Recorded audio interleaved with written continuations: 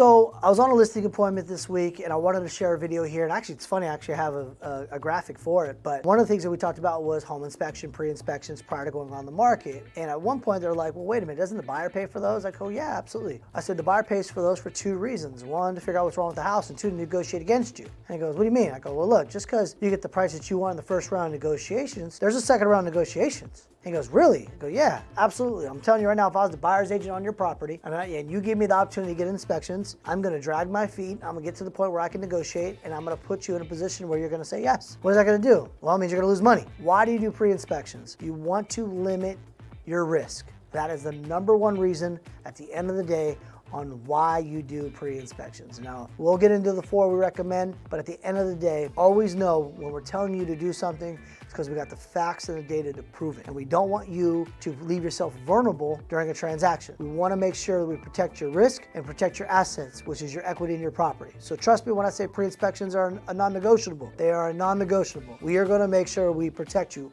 always. As always, I'll bring the facts, I'll bring the data, you bring the decisions.